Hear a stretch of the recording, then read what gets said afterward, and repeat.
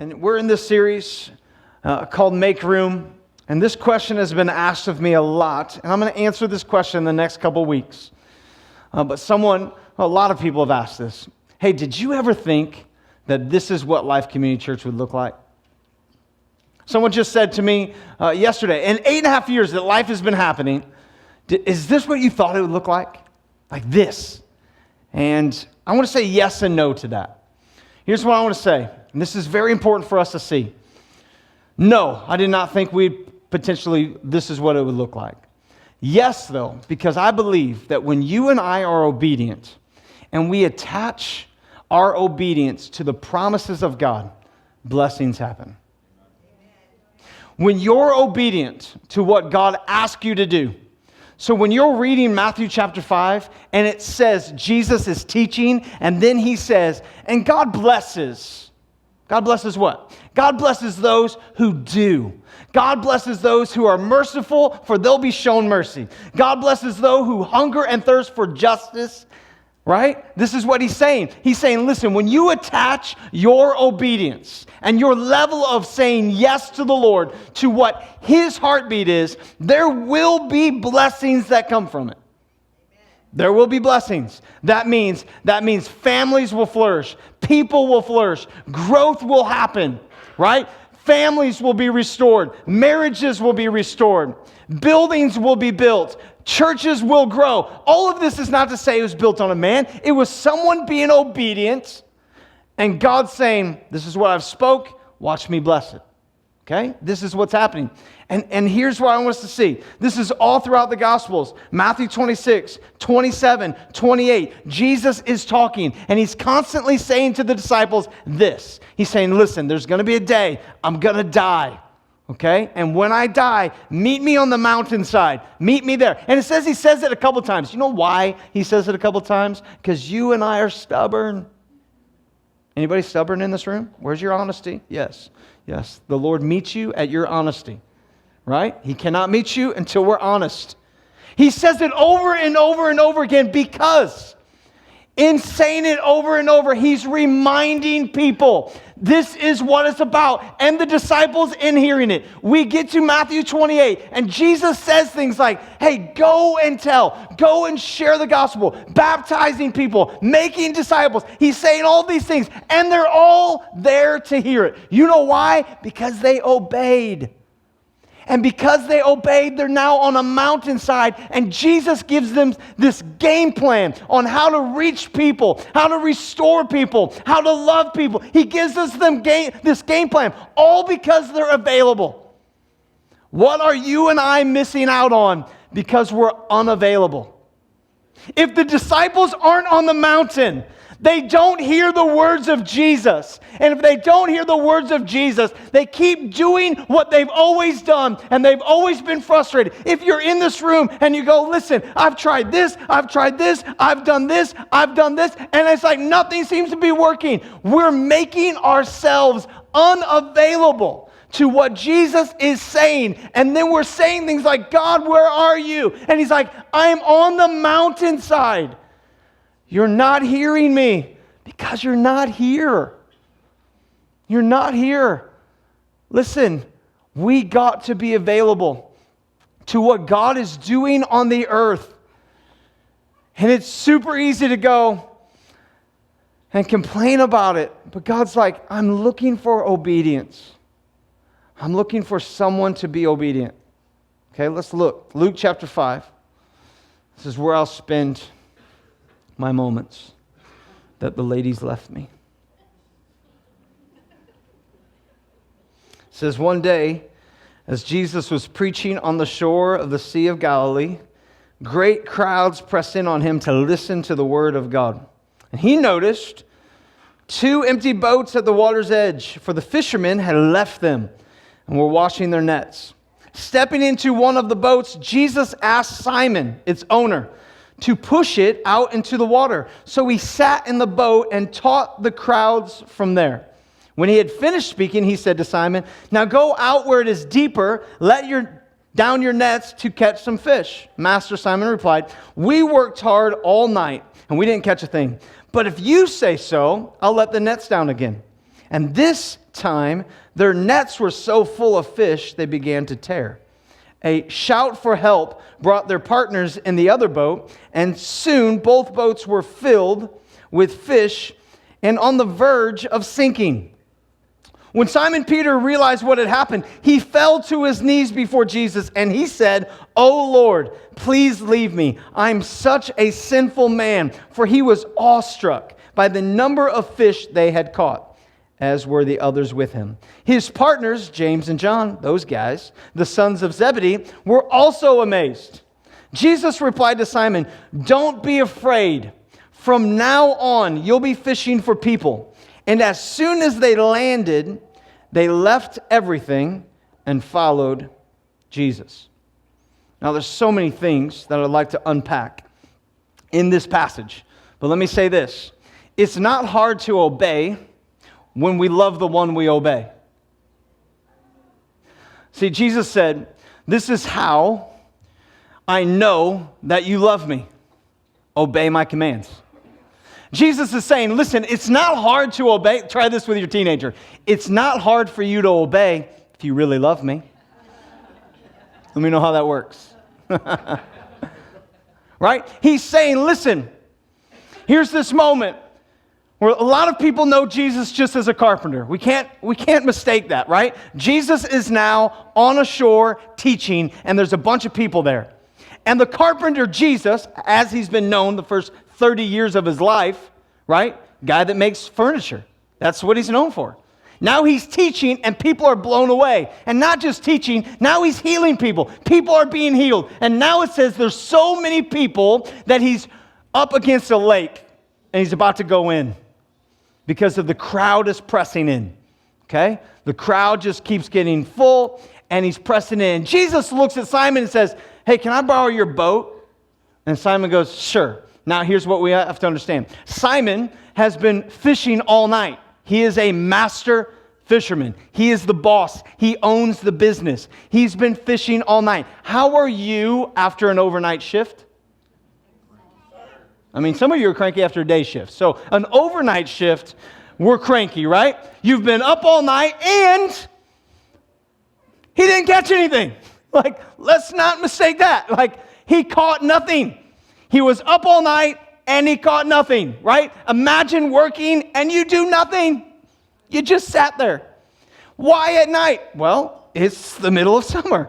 Of course you fish at night, right? You're fishing at night and now you know the fish are going to be towards the top. You cast the nets out, you find and catch nothing.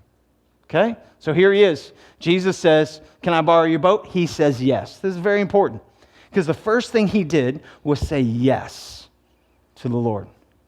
He's doing his thing. He's cleaning his nets.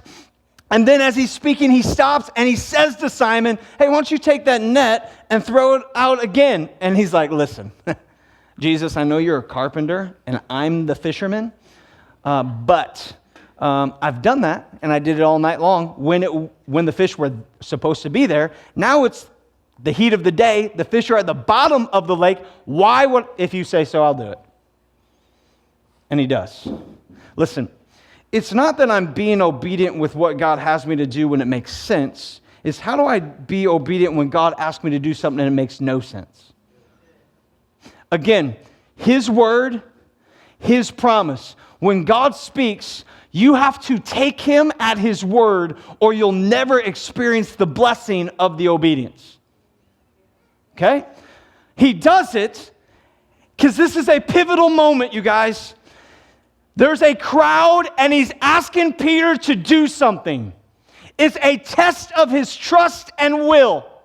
It's a moment where Peter could say, "I'm the fisherman, you're the woodmaker. Do you know who I am? Do you know what I do? Do you know what I've done all night long? My friends are watching how I'm going to respond in this moment." And his response of obedience is, "This doesn't make sense, but if you say so, I'll do it." And he throws his nets over. And as he throws his nets over, something miraculous happens. Don't miss this. When you're obedient to God's promise, the blessings don't just affect you. He has to call over James and John and the people in business with him and say, get your boat too. It's the best catch of our lives. And it makes no sense. See, for you and I to make room, for you and I to be obedient, it's not always going to make sense. For you and I to attach our lives to the blessings of God, there's going to be moments that you have to be merciful so you one day will receive mercy. There's going to be moments when you have to forgive and it makes no sense, but you're going to receive the blessing of a relationship because of that forgiveness. There's going to be moments where God says, I need you to go here, and if you're looking through the Rolodex or the history of like, well, God, let me dissect this real quick. It doesn't make a, and you don't respond with a if you say so moment, then you're going to miss out on the blessing. And it's not the fact that God doesn't bless, it's the fact that you and I aren't obedient. See, you and I would rather hang our hats on the fact that God must be against me and God must not like me, or God is punishing me from 7th grade when I did X, and he's going, so this is why he's not blessing me, which is why so-and-so is more blessed than I am. He's like, no, has nothing to do with that. I want to bless you. You just are being disobedient.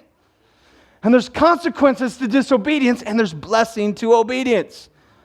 I mean, this is, I get it. It's like so difficult, but so like, duh, right? It's like, I get this. If I do A, good things are going to happen. If I do B, there's a good chance I'm going to be in trouble. I'm going to do B anyway. God, where are you? God, you must not like me. God, you are against me. And God's going, no, I am madly in love with you, and I want the best for you, and my heart is breaking. My heart is breaking. And this is what he's saying. This is sin. This is not my will. Like you and I, we want to hang our hats on, was this God's will? This was not his will. You chose something different. His will is that all men would come to him, that all men will be in heaven. That is not going to always happen. His will is for your family and your marriage to thrive. But in disobedience, in someone being disobedient, it disrupted your family. And now you're going, God, I don't know what to do. And God's going, let's correct the disobedience. What if Peter said no? What if Peter's like, no, you ain't using my boat. I just got done all night. I just put my nets away. I just cleaned them. Why would I get them back out? No. Would you and I agree that Peter misses out on the greatest catch of his life? Yeah? So the question comes, what are you missing out on? Like, what are we missing out on? Not because God is not good, but you and I aren't obedient. I mean, and here's the thing. Salvation, gift. Grace that we talk about, gift. Being obedient, learned. Learned. It's not a gift. You and I have to learn it, because from the very beginning of time, when people started talking, we started saying things like, no. Why is no so easy to say? Why is it? Because this is how we were born. We were born to be disobedient. And we have to learn. And it is the Holy Spirit drawing us unto him, softening our hearts for us to be obedient. Now, I have 4 kids, which usually means, I don't know how you prayed when you had kids, but it was like, God, give them Kelly's height, my infectious, joyous personality, my desire to be on time. I can't keep going, or I'm going to be sleeping another night on the couch. But anyway, I really did last night, but it's not because she wasn't mad at me. It was sickness. But anyway, and all of your kids, like you have kids, right? So if you have kids, you know, like one kid, there's moments where you're like, how are you, both of you guys from the same people, right? You're like, seriously, who, like, it's like someone, like, I don't know that you're mine, right? I mean, there's those moments, like, I know you're mine, but geez, what is happening right now, right? Well, for us, you had 2 boys, and then we had a girl. And like Libby, from the moment Libby came into the world, it was like, you're my favorite. I mean, that's what it was. I know we're not supposed to have favorites, right? But it's like, you're my favorite, right? And at 11 months, I remember, Kelly was there. It's kind of like you needed a witness because you wouldn't believe what I'm about to tell you. But at 11 months, Libby's in our bed and she's being kind of fussy. But Libby kind of fussy was not crying. It was just go to bed, right? And she's in our bed and I looked at her and I was kind of joking, but I said, Libby, go to sleep. She closed her eyes, she rolled over, and she fell asleep. And me and Kelly looked at each other and were like, what just happened? Like, for real, like, what just happened? And then I do a victory lap, right? I'm like, I'm the king of the world. Did you? Even the rocks are listening. It's like, what is happening? This is incredible, right? And then she became a teenager, and I'm like, I suck. It's like, we're in Omaha like a month later. We're living in Omaha, and Libby had a pacifier, and we're in church, and we're sitting in the front row, because that's where saved people sit, and you were here because there's no room in the back, weren't you? It's okay. It's okay. Nobody. It's all right. Anyway, so she drops the pacifier, and the lady picks it up and gives it to Libby, and Libby says, "Thank you." And the lady goes, "Did she just say thank you?" I'm like, "Yeah, we've been having conversation for months," and because that's just who she was, right? You and I have to learn obedience. And if you're in this room, you're like, I buck authority. I can't stand when someone tells me I'm wrong. If you have a personality in this room, you're like, I have a problem submitting to another person because there's just something inside of me. Then I'm telling you, this is a learned thing. And it's usually through experience. It's usually through bad experiences. It's usually that you and so for Peter to come to this moment, right? He's the boss. He's the guy who's like, what is happening? I want to go home. For him to come in this moment and to recognize this guy who's now teaching and to recognize the crowd and to recognize what's going on. And for him to go, if you say so, even though this makes no sense, even though you're a carpenter, if you say so, I'm going to do it. He would have missed out on the greatest thing that ever happened. All because he said, I think I know better than you. I think I know. You and I have to be men and women that recognize that when I attach my life to the promises of God, when it doesn't make sense, when it doesn't look like it's going to turn out okay, when it doesn't look like this is the best thing, but when I attach to the promises of God, in that moment, in that time frame, we experience the blessings of God. And this is the season of life where you and I are living, where we go, I get to experience the blessings of what God has when I attach, right, to the obedience of what God is saying. And you guys, this looks like a lot of different things in this room. In this room, in your family, it may look like this. It may look like this to another family. But when you say yes, this is an Isaiah moment where he looked around and he says, who am I going to send? He says, listen, here I am, God. Send me. It could be this moment where you don't talk yourself out of what God is asking you to do, but you step into and say, God, I trust you. I trust what you want to do. I trust your plan. I give it to you. Even as Pastor Sean was talking, you and I have a really hard time taking the reins and going, here. We have a difficult time. Why? Because our time is precious. Our possessions to us, they are precious. Our bank accounts are precious to us. It's the one area you and I, we get to control this. So for me to let go and be like, okay, God, I'm giving it to you. I met with someone 2 weeks ago who said, listen, we've been talking about foster care, and I felt like the Lord said, hey, you've been saving for this. You've been saving your money for this, putting money aside, sacrificing. And the Lord just spoke to me and said, you need to give that money over here. And they're like, but God, I've been saving. And he said, you know what? All I did was I just said, God, it's not mine, it's yours. He said, it was hard. I wrestled with it. But then the Lord said, I'm asking you to do it. And he said, instantly when I did it, there was peace. He goes, I can't explain that to you. I can't explain why I had peace. I said, I can. There's peace when you and I are obedient. And you know what? Listen. Whatever that looks like for you, that peace, a lot of times I don't get to experience because I do what if obedience. What if I did that? And then I find myself not doing it, right? That's a false sense of peace. Listen, peace, because it's a promise of God, is attached to obedience. Okay? Would you stand with me this morning? Oh, I apologize. It's 1 minute in the afternoon.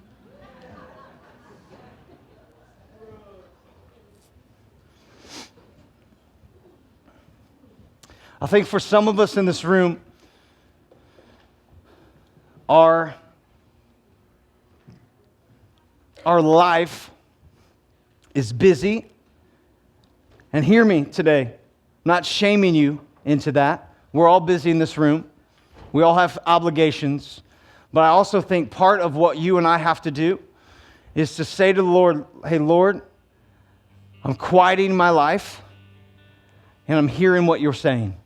Like I'm going to take this moment, and it could be today, it could be later this evening, but you're saying I'm quieting my life. Well, what does that look like? For me personally, that looks like making sure my phone is off in another room. And then I learned this the hard way, making sure my watch is off as well. Taking this moment where I'm quiet before the Lord. And here's why.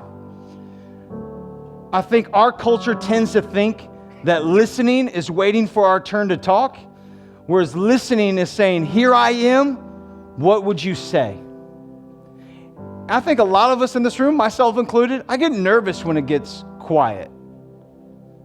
I got to be super intentional with being in a quiet place because my mind races and I wonder. And this is where doubts and confusion and fear kick in. So my challenge to us as a church is, how am I quieting my soul? How am I quieting my schedule? How am I pausing in the middle of the day going, whoa, it's too distracting. To say, God, here I am. I'm not using words, I'm listening. I'm listening. And I think sometimes, majority of the time, us just saying to the Lord, here I am, I'm listening, is one of the most powerful things that we can say to Him. How are we making room for not just the blessings of God, but the obedience of God? How am I making room to be obedient to the things that God is asking me to do? How am I making my life more of availability and more of a, if you say so, Lord, mentality? How do we do that?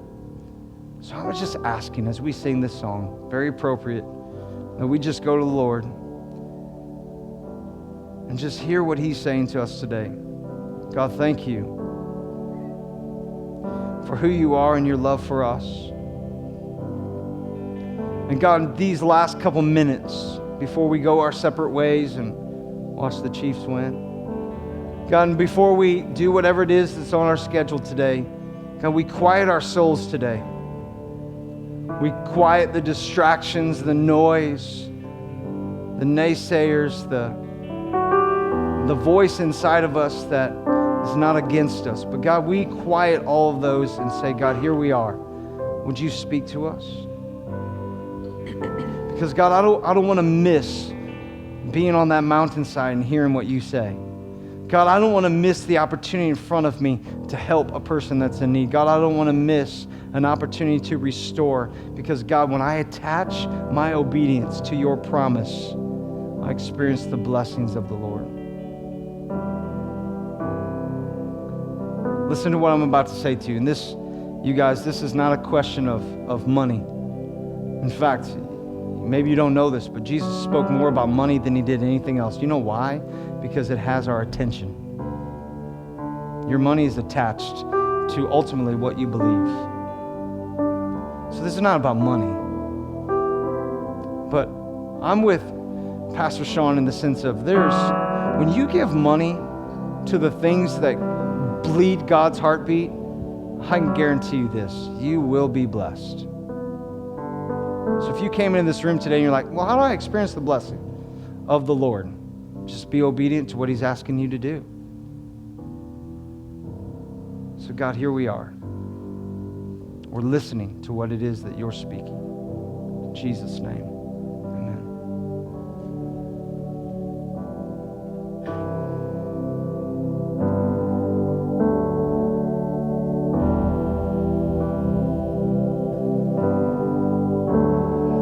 When you speak, confusion fades.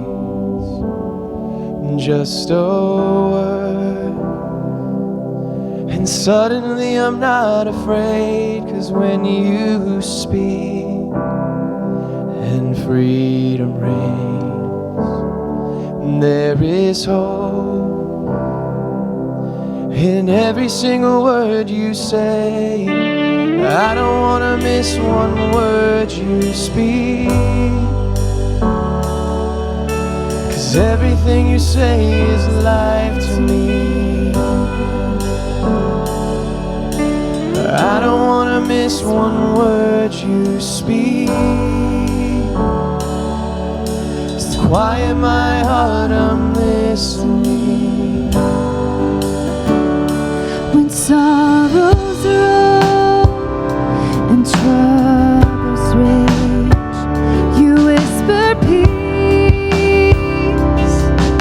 When I don't have the words to say, I won't lose hope.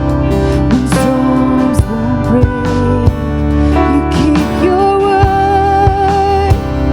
Oh, and you promise it'll keep me safe. I don't wanna miss one word you speak. 'Cause everything you say is life to me. Oh, I don't want to miss one word you speak. So quiet my heart, I'm listening.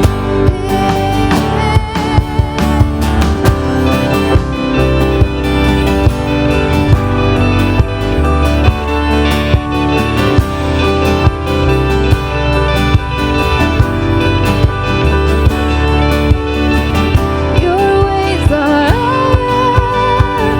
You know just what I need. I trust you, Jesus. You see what I cannot see. Your ways are higher. You know just what I need. I trust you, Jesus. You see what I cannot see. Your ways are higher. You know just what I need.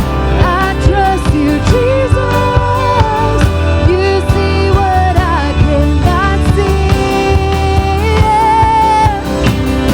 I don't wanna miss one word you speak. 'Cause everything you say is life to me. Oh, I don't want to miss one word you speak, yeah. quiet my heart, I'm listening. Oh, I don't want to miss one word you speak. 'Cause everything you say is life to me. I don't want to miss one word you speak. Quiet my heart, I'm listening. I don't want to miss one word you speak. 'Cause everything you say is life to me. Listen, it's super easy for you and I to walk in guilt and shame and judgment to allow what I would deem the schemes of the enemy to destroy you and to miss out on the blessings of God, all because you're distracted, not by bad things, but good things. Right? There's a lot of things I'm distracted by. They're good things, but they're not God things. And I miss out. Listen, the scheme of the enemy is to keep you bogged down in a crazy schedule or the guilt and the shame of your disobedience. And this is why Jesus is so important, that you and I could be free.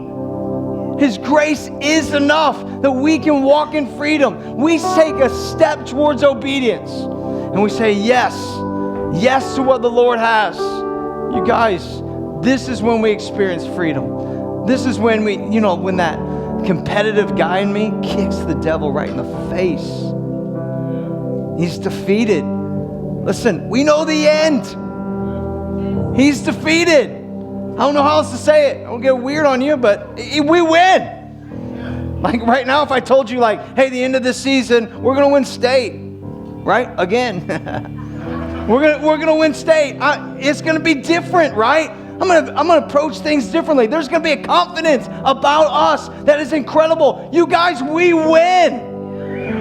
We win. There's a confidence that comes from that I don't have to be bogged down by the guilt and the shame and the schemes of the enemy.